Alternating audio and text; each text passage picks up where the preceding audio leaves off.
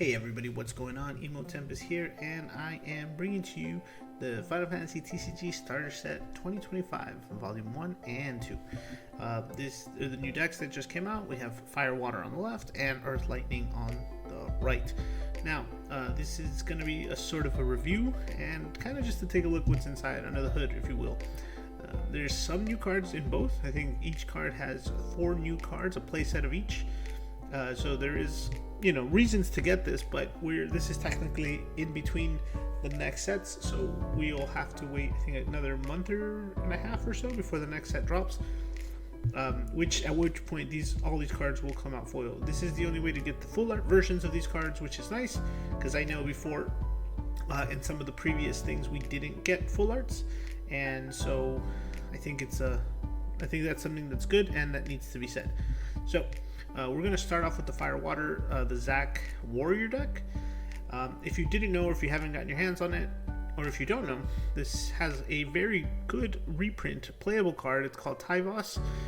He is pretty much a main card, a stable card pretty much in a certain deck. He is the whole archetype pretty much, if you will. We're going to go ahead and separate some of the new cards in here just for you guys. Got to give it a quick shake. And then we'll just briefly talk about some of the cards in here. Again, the Firewater one is pretty good out of the box, I'm not going to lie. We have the 3 Zac, the 3 Wuk-Lamat. See, as you're seeing here, I got Wards, Tyvos, and a couple of other reprints that are interesting. The Charlotte is the new one, and we have the Yunas as well. Lenoras, Porums, just a couple of common things. I think Yuzukis are nice to have as well. And then a functional Limit Break deck, which is exciting. The Ultima Weapons and I believe the Luso might be heroes, but the rest are just really good things to have around. I can tell you right now, when you have new players, sometimes just handing them Limit Break cards is something that's necessary, so I think it's good to have some of that new stuff back in circulation. Alright, so let's get into Zac.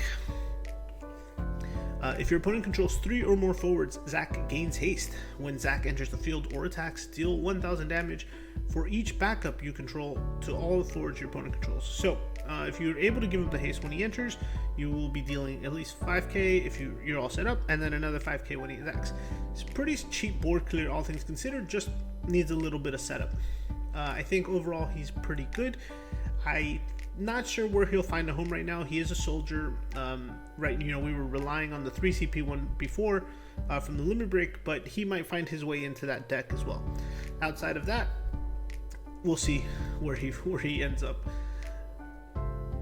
Monofire might be able to make use of him as well, considering they always want to be on 5 backups anyway. So just something to think about. It really just depends where we go.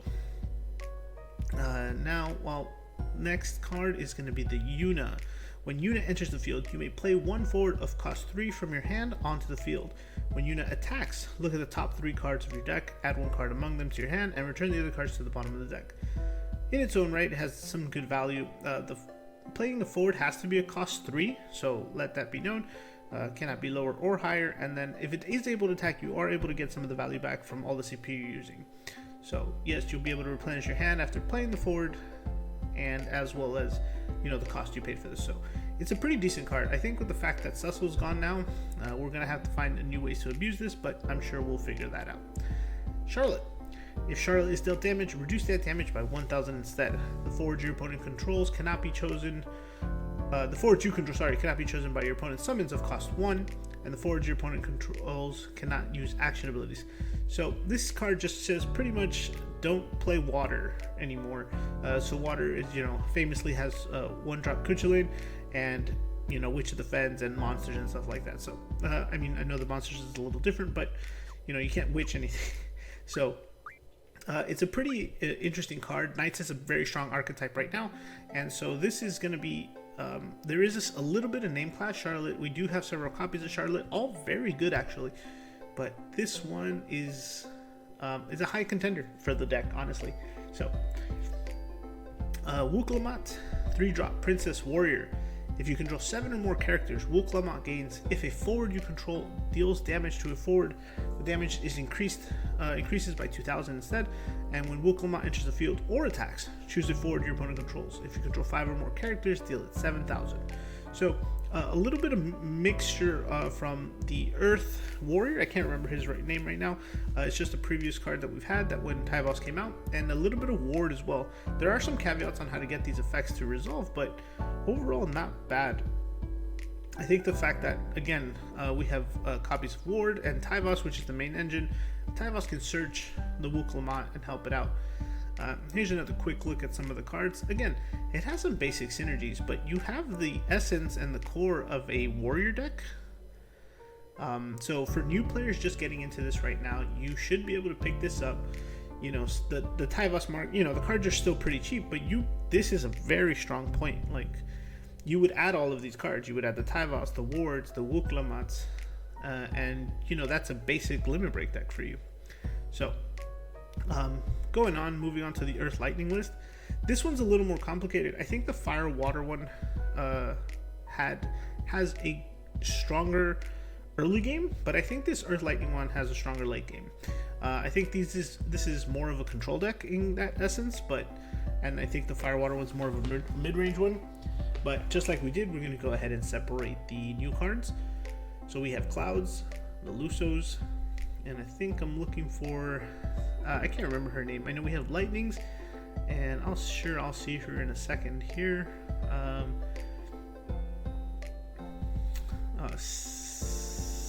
Siphon or Saheen, not sure how to, or Sphene.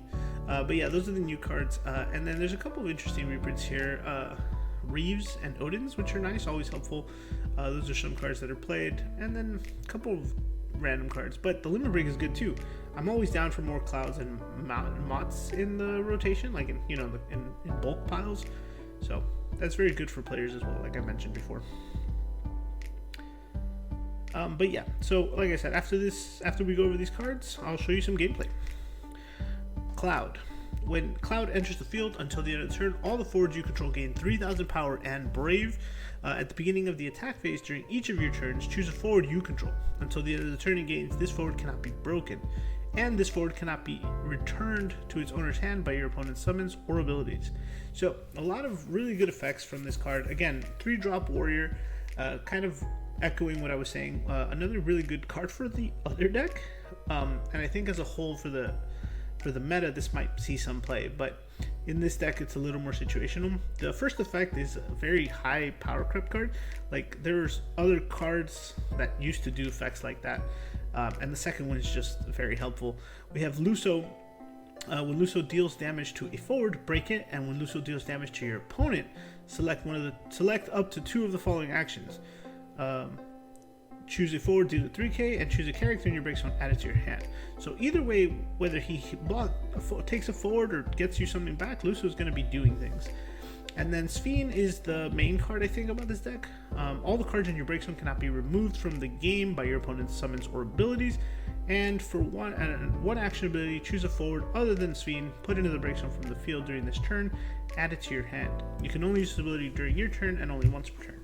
So the forward you target has to already be in the break zone, from what I understand. It's a little bit unclear here, but you don't need to do this preemptively, so something to think about. And then Lightning. EX Burst. When Lightning enters the field, choose a forward of cost 4 or less your opponent controls, break it. And then when a forward your opponent controls is put from the field into the break zone, choose a forward you control. It gains haste until the end of the turn. So it's very cool. Again, a lot of these cards have... they're power crept, if is the best thing I can say, right? Because there's cards that we had in previous sets that would do half of those abilities, and only like one time, right? Like Lightning's a field ability, Cloud is every time an auto every time it enters battle, and Sphene as well is just like, let me get something back that died this turn, right? Again, some of these cards, I'll be honest, I think the cards in the Earth Lightning are a little less helpful, I guess, in most cases, but I think the Limit Break is good for the community. So I'm just going to show off the cards for you while I talk about the decks and some of the strengths. Again, like I said, I think the Cloud and the Zac are very nice. Again, this is the biggest selling point, I think, the full arts. If you're a big FF7 fan, this is something for you to get. You could probably put these guys behind some slabs or something and just put them up with sign them, have them signed or whatever. These are really good for that, I think. The Cloud, in my opinion, a little more than the Zac, but hey, it is what it is. Overall, the cards are very nice, and if you do want a full set to play these, you'll have to buy 3 of each starter deck, or 3 of each, right? But yeah, overall the cards are good. Now, like I said, I shuffled up. I took out the foils. Don't worry. I shuffled up here and just kind of give you kind of an idea of what the game looks like. We'll pitch fire here for Porum, and we can kind of just pass there. I didn't see Tyvos. I think I see Tyvos later in this one, but I think really overall just the basic practices of the deck and the common synergies that the fire and water one have is a little bit more coherent and like synergistic, I guess, if you will, with this one. So I just flipped it over so I can read it again. So I draw 2 and discard 1 because I discarded a category 4 card. But I think the Earth Lightning one has a better late game potential. Now, again, what does this mean for new players? New players, if you're watching this, you don't have to get both. I would personally just recommend this one. I won't stop you from getting both. There are good cards. You can mix them, obviously. Like, again, the Cloud is a warrior, and I think there's a few other cards, but you could probably go fire water and still get away with it, and that's the best thing about this game. You'll have the creativity of doing. You have the option to get creative and mix colors the way you wouldn't normally in some other games. As long as the synergies work and the combos are strong, then you can pretty much build the deck however you'd like. Obviously, there's some things that are already established, but that doesn't mean you can't break the mold. And so you'll see there, I was able to just get pretty much set up some backups, and by turn 3 we had Tyvos and the rest of the crew there. This one was a little more interesting, but see, I had to rethink my play there. I think overall, I just because I wanted to think how I would set up my next turn, I decided to reeve instead, which is look at 3, grab 1. That way I can drop the backups next turn the way better on curve, right? I think that this deck shines from all the abilities from the forwards, like Undead Princess. When she dies, you can use Fiend to bring her back. Luso as well to hopefully take people with him, or just recycle your things. Again, overall, this deck has more late game strength than the other one, and I think it's a good mechanic to practice, that kind of control, right? So there, like I said, I kind of paced myself a little bit there to have my backups on turn 2. Played the Luso, and then just play the Prish just for that. I wanted to hold for Sphene for next turn, right? I double check what she does. I think when I recorded this, I wasn't sure how she worked, but yeah, once the Luso dies, you can just use her action ability to get it back. And that's how you take advantage of. That's the strength of this deck, right? Being able to recoup things and outlast your opponent or whatever. See, in my head, I'm taking it back because I'm like, no, I wouldn't leave it out first. I would use it. I would play it after the things die this turn or whatever, right? So just don't leave it open and vulnerable. But anyway, guys, this should be wrapping up here. Thank you guys for listening. Thank you guys for watching. If you have any comments or questions, please leave them down below. If anything, always reach out to me. I'm always available. And yeah, I hope you enjoyed the review. Take time. I'll see if I can find the whole deck list somewhere and leave them in the description. But if not, well, you can watch the video another time. You can one more time.